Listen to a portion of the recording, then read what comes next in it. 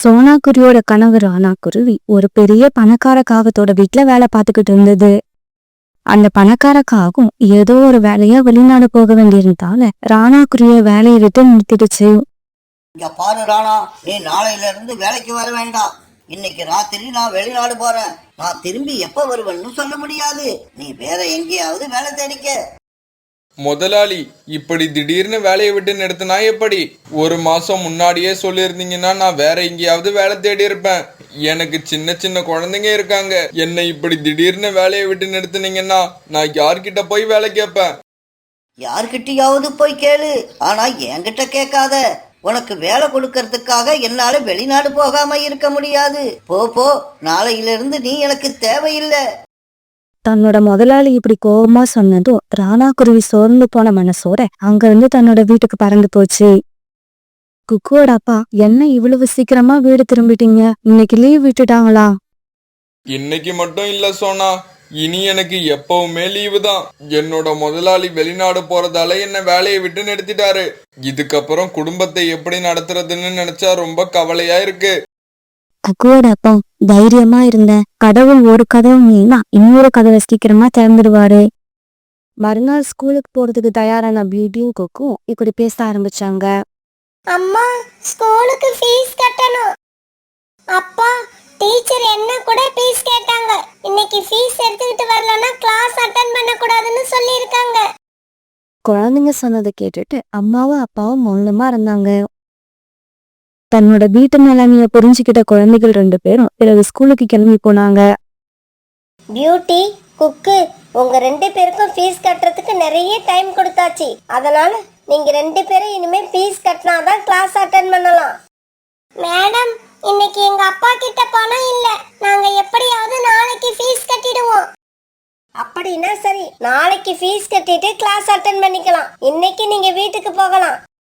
இப்படி சொன்ன டீச்சர் குக்குவையும் பியூட்டியும் வீட்டுக்கு திருப்பி அனுப்பிட்டாங்க. குக்குவும் பியூட்டியும் வீட்டுக்கு போனப்ப அவங்க அம்மாவும் அப்பாவும் வீட்டுல இருந்த பொருட்களை மூட்டை கட்டி எடுத்துக்கிட்டு வாசல்ல உட்காந்துருந்தாங்க. அம்மா, என்னாச்சு? எதுக்காக நீங்களும் அப்பாவும் வாசல்ல உட்கார்ந்திருக்கீங்க? குழந்தைங்களாம், நம்ம ஹவுஸ் ஓனர் நம்ம வாடகை கொடுக்காதால வீட்டை காலி பண்ண சொல்லிட்டாங்க. அம்மா சிம்பு கேட்ட குக்கு அழ ஆரம்பிச்சோம். அம்மா, இன்னைக்கு எங்களை ஃபீஸ் கட்டலன்னா ஸ்கூலுக்கு வரக்கூடாதுன்னு சொல்லி வெளியே அனுப்பிட்டாங்க. அதே மாதிரி வாடகை கொடுக்காததால வீட்டையும் காலி பண்ண சொல்லிட்டாங்க. இப்ப நாம எங்க போறது? குக்கு, அக்காவை பாரு, இவ்வளவு பிரச்சனைகள் வந்தும் அவ அழாம தைரியமா இருக்கா. நீயும் அவளை மாதிரி இருக்க கத்துக்கோ. எவ்வளவு கஷ்டம் வந்தாலும் அதை எதிர்த்து நிற்கக்கூடிய துணிச்சல் வரணும்.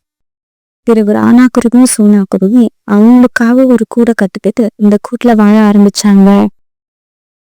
ராணாக்குருவியும் தினமும் வெளியில போய் வேலை தேடி பார்த்தது. ஆனா அதுக்கு எந்த வேலையும் கிடைக்கல. இப்படியே சில நாட்கள் நகர்ந்துச்சு. ஒரு நாள் ராணிக்குருவி சோனாக்குருவியோட வீட்டுக்கு வந்துச்சு. சோனா, நான் கழுகக்காவோட வீட்டுல வேலை பார்க்கறது உனக்கு தெரியும். இப்ப அங்க ஒரு வேலை காலியா இருக்கு. நீ வர விருப்பப்பட்டா என்னால உன்னை அந்த வேலைக்கு அழைச்சிக்கிட்டு போக முடியும். ரோனி அக்கா, நீங்க இவ்வளவு பெரிய உதவி செய்வீங்கன்னு நான் எதிர்பார்க்கவே இல்லை. வாங்க, நான் இப்பவே அந்த வேலையில சேர்ந்துக்கிறேன். இப்படி சொன்ன சோனாக்குருவி பிறகு கழுகாக்காவோட வீட்டுக்கு போய் அந்த வேலையில சேர்ந்துடுச்சு. அந்த வீட்டை சுத்தம் பண்றது, பாத்திரங்களை சுத்தம் பண்றது, இப்படி எல்லா வேலைகளையும் சோனாக்குருவி செய்ய ஆரம்பிச்சது. இப்படியே சில நாட்கள் நகர்ந்துச்சு. சோனாக்குருவிதான் வேலைக்கு போய்கிட்டு இருந்துச்சு தவிர ராணாக்குருவிக்கு இன்னும் வேலை கிடைக்கல. சோனா, நான் வேலைக்கு போய் 2 மாசம் ஆயிடுச்சு. இதுக்கப்புறம் எனக்கு இந்த காட்டுல வேலை கிடைக்கும்னு நம்பிக்கை இல்ல. அதனால நான் இன்னைக்கு பக்கத்து காட்டுல போய் வேலை தேட போறேன். குக்குவோட அப்பா, நீங்க எங்கேயும் போக வேண்டாம். நான் வேலைக்கு போறதால குடும்பத்தை நினைச்சு நமக்கு எந்த பயமும் இல்ல. உங்களுக்கு இந்த காட்டுலயே வேலை கிடைக்கும். கொஞ்சம் பொறுமையா இருங்க. இப்படி சொல்லிட்டு சோனாக்குருவி வேலைக்கு பறந்து போச்சு. சோனாக்குருவி வேலைக்கு போனதுக்கு அப்புறம் ராணாக்குருவி ரொம்ப நேரமா யோசிச்சுக்கிட்டே இருந்துச்சு. நாம சொந்தமா வீடு கட்டணும், பசங்களை மறுபடியும் ஸ்கூல்ல சேர்க்கணும். இதுக்கெல்லாம் சோனா எடுத்துக்கிட்டு வர பணம் பத்தாது. நாம உடனடியா வேலைக்கு போயாகணும். இப்படி யோசிச்ச ராணாக்குருவி பிறகு பக்கத்து காடனுக்கு பறந்து போக ஆரம்பிச்சது. இப்படி பறந்து போன ராணாக்குருவி தாகம் எடுத்ததால வழியில இருந்த ஒரு நதிக்கரையில போய் உட்காந்துச்சு. பிறகு தன்னோட தாகத்தீர தண்ணி குடிச்சிச்சு. இப்படி தண்ணி குடிச்ச ராணாக்குருவி அங்கிருந்து கிளம்பு நினைக்கிறப்ப நதிக்கும் பக்கத்துல இருந்த காலி இடத்த பார்த்துச்சு. நதிக்கும் பக்கத்துல இவ்வளவு பெரிய காலி இடம் இருக்கு. இந்த இடத்துல நாம ஏதாவது பயிர் பண்ணுனா கண்டிப்பா நல்ல லாபம் கிடைக்கும். இப்படி நினைச்ச ராணா குருவி உடனே மார்க்கெட்டுக்கு பரவலிச்சு. மார்க்கெட்டுக்கு போன ராணா குருவி அங்க காய்கறிகளுக்கான விதைகளை வாங்கிக்கிச்சு. பிறகு தன்னோட வயலுக்கு வந்த ராணா குருவி வாங்கிட்டு வந்த விதைகளை அந்த இடம் பூரா விதைச்சு வச்சிச்சு. அம்மா, என்னம்மா காலையில கூட்ட விட்டு போன அப்பா இன்னும் வீடு திரும்பல? நான் அவரை எங்கேயும் போக வேண்டாம்னு சொல்லிட்டு தான் நான் வேலைக்கு போல. என் பேச்ச கேட்காம வேலை தேடி போயிருக்காரு. இப்ப அவருக்கு என்ன ஆச்சுன்னு தெரியல. இவங்க இப்படி பேசிக்கிட்டு இருக்க சமயத்துல ராணா குருவி தன்னுடைய கூட்டம் திரும்பி வந்துடுச்சு. குக்குவோட அப்பா, நான் தான் உங்களை எங்கேயும் போகாதீங்கன்னு சொல்லிட்டு தானே போனேன். எங்க போயிட்டு இவ்வளவு லேட்டா வரீங்க? சோனா, ஒரு சந்தோஷமான செய்தி, நான் சொல்றது கேளு. இப்படி ஆரம்பிச்ச ராணா குருவி பிறகு நடந்தது எல்லாத்தையும் சோனா குருவி சொல்லுச்சு. சோனா, எனக்கு நிறைய நம்பிக்கை இருக்கு. அந்த காய்கறி தோட்டத்துல நாம முழு மனசோட வேலை செஞ்சா நல்ல விளைச்சல பார்க்கலாம். ராணா குருவி சொன்னதை கேட்டுட்டு சோனா குருவியும் குழந்தையும் ரொம்ப சந்தோஷப்பட்டாங்க. பிறகு மறுநாள்ல இருந்து ராணா குருவியோட குழந்தைங்களும் வயலுக்கு வந்து வேலை பார்க்க ஆரம்பிச்சாங்க. இப்படி வந்த குழந்தைங்க வயல்ல கணை எடுத்தாங்க. அப்புறம் செடிகளுக்கு நீர் ஊத்துனாங்க. இப்படியே சில நாட்கள் நகர்ந்துச்சு. ராணா குருவியோட குடும்பம் எதிர்பார்த்துக்கிட்டு இருந்த அந்த நாளும் வந்துருச்சு. இவங்களோட தோட்டத்துல விதவிதமான எல்லா காய்கறிகளும் நல்ல முறையில விளைஞ்சு வந்திருந்தது. மறுநாள் காலையில சோனா குருவி வேலைக்கு கிளம்புறாக்க ரவணா குருவி கூட பேச ஆரம்பிச்சது. சோனா, இனிமே நீ வேலைக்கு போக வேண்டாம், எங்க கூட தோட்டத்துக்கு வா. ஆமாம்மா, நீங்க எங்க கூட வாங்க. அங்க வந்து நம்ம தோட்டத்தை பாத்தீங்கன்னா அதுக்கப்புறம் நீங்களே வேலைக்கு போக மாட்டீங்க. பிறகு எல்லாருமே சேர்ந்து தன்னுடைய கால்வெளி தோட்டத்துக்கு பறந்து போனாங்க. முதல் முறையா தன்னோட தோட்டத்துக்கு வந்து பார்த்த சோனா குருவி சந்தோஷத்துல வாயடிச்சு கொடுத்துச்சு. கத்திரிக்காய், வெண்டைக்காய், தக்காளி, பட்டாணி, பூசணிக்காய் இப்ப எல்லா காய்கறிகளையும் தோட்டம் பூரா விளைஞ்சிருந்தது. குக்குவோட அப்பா, எனக்கு என்னமோ இதையெல்லாம் கனவுல நடக்கிற மாதிரி இருக்கு. அப்பாவும் குழந்தைங்களும் சேர்ந்து ஒரு பெரிய மேஜிக் பண்ணிட்டீங்க. பிறகு எல்லாரும் அங்க விளைஞ்சிருந்த காய்கறிகளை கூடையில பறிச்சு வச்சாங்க. இப்படி பறிச்சு எடுத்துக்கிட்ட காய்கறிகளை தூக்கிட்டு எல்லாரும் மார்க்கெட்டுக்கு போனாங்க. எடுத்துட்டு போன எல்லா காய்கறிகளையும் மார்க்கெட்ல நல்ல விலைக்கு வித்தாங்க. பிறகு அந்த பணத்தை எடுத்துக்கிட்டு தங்களுடைய கூட்டுக்கு திரும்பினாங்க. இன்னைக்கு அந்த குருவியோட குடும்பம் சந்தோஷத்துல இருந்துச்சு. பிறகு அடுத்தடுத்து வந்த நாட்கள்ல சோனா குருவியோட குடும்பம் அந்த காய்கறி தோட்டத்துல வேலை பார்க்க ஆரம்பிச்சது. கஷ்டமான சூழ்நிலையை எதிர்த்து தைரியமா போராடினதால இன்னைக்கு அந்த குருவியோட குடும்பம் தலை நிமிர்ந்து வாழ ஆரம்பிச்சது.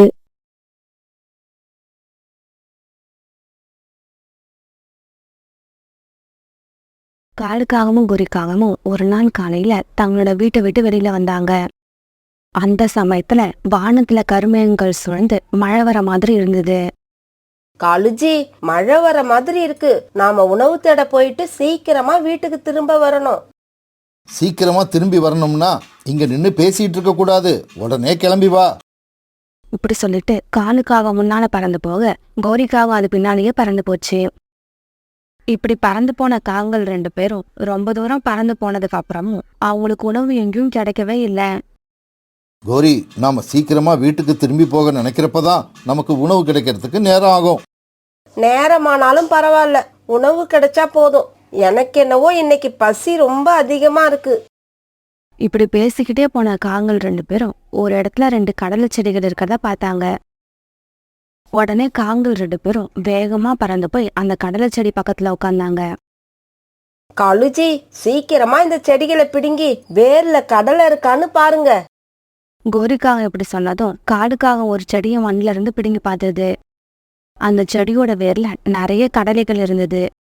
உடனே கோரிக்காக இன்னொரு செடியை மண்ணில இருந்து பிடுங்கி எடுத்தது. அந்த செடியிலேயே நிறைய கடலைகள் இருந்ததால காலுக்காகவும் கோரிக்காகவும் ரொம்ப சந்தோஷமாயிட்டாங்க. காலுஜி, இந்த கடலையில பாதி கடலைய இங்கேயே சாப்பிட்டுட்டு மீதி பாதியை வீட்டுக்கு எடுத்துக்கிட்டு போவோம். இப்படி பேசிக்கிட்ட காங்கள் 2 பேரும் கடலையை சாப்பிட ஆரம்பிச்ச சமயத்துல மழையும் பெய்ய ஆரம்பிச்சிருச்சு. காலுஜி, எனக்கு ரொம்ப பசிக்குது. இப்ப நான் இந்த கடலைய சாப்பிட்டே ஆகணும். எங்கேயாவது மழையில நனையாம ஒதுங்க இடம் இருக்கான்னு பாருங்க. உடனே காலுக்காக அந்த இடத்த சுத்தியும் முத்தியும் பார்த்தது. அப்படி பார்த்த சமயத்துல தூரத்துல இருந்த ஒரு பெரிய ஈச்ச மரத்துல பொந்து ஒண்ணு இருந்ததை கவனிச்சிருச்சு. கோரி, அதோ அங்க இருக்கிற ஈச்ச மரத்துல ஒரு பெரிய பொந்து இருக்கு, வா அந்த பொந்துக்குள்ள போய் உக்காந்து இந்த கடலையை சாப்பிடுவோம். இப்படி பேசிக்கிட்ட காங்கள் 2 பேரும் பிறகு கடலை செடியை எடுத்துக்கிட்டு அந்த மரத்தை நோக்கி பறந்து போனாங்க. அந்த பொந்து இவங்க 2 பேரும் உள்ள போய் உட்காரத்துக்கு ஏற்ற மாதிரி நல்லா பெருசா இருந்தது. இப்படி வசதியா அந்த பொந்துக்குள்ள போய் உட்காந்த காங்கள் பிறகு அவங்க எடுத்துட்டு போன கடலையை உடைச்சு சாப்பிட ஆரம்பிச்சாங்க. கடலை ரொம்ப ருசியா இருந்ததால காங்கள் 2 பேரும் சீக்கிரமாவே இருந்த கடலை எல்லாத்தையும் சாப்பிட்டு முடிச்சாங்க. இவங்க கடலையை சாப்பிட்டு முடிச்ச அதே நேரம் மழையும் நின்று போயிருந்தது. காலுஜி, மழையும் விட்டுடுச்சு, வாங்க நம்ம வீட்டுக்கு போவோம். இப்படி பேசிக்கிட்ட காங்கள் பிறகு மரப்பொந்தை விட்டு வெளியே வந்தாங்க. உடனே அந்த ஈச்ச மரம் அவங்க கிட்ட இப்படி பேச ஆரம்பிச்சது. காகங்களே, எங்க கிளம்பிட்டீங்க? முதல்ல என்னோட மரப்பொந்த சுத்தம் பண்ணுங்க, அதுக்கப்புறம் இந்த இடத்த விட்டு கிளம்புங்க. என்னது, அந்த மரப்பொந்த நாங்க சுத்தம் பண்ணணுமா? நாங்க எதுக்காக சுத்தம் பண்ணணும்? இங்க பாருங்க காகங்களே, நீங்க சாப்பிட்டுட்டு போட்ட கடலை தோலும் உங்களோட எச்சமும் என்னோட பொந்து நிறைய நிறைஞ்சிருக்கு. அது சுத்தம் பண்ணிட்டு அப்புறமா போங்க. கோரி, இந்த மரம் சொல்றத கேட்டியா? இது பேசுறத கேட்டா உனக்கு சிரிப்பு வரல? இங்க பாரு மரமே, நாங்க சுத்தம் பண்றதுக்கு இந்த மரப்பொந்து என்ன எங்களோட வீடா?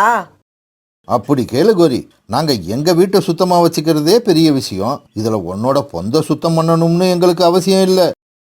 இப்ப நீங்க இந்த பொந்த சுத்தம் பண்ணலன்னா இதுக்கப்புறம் நீங்க இந்த பக்கமே வர முடியாது.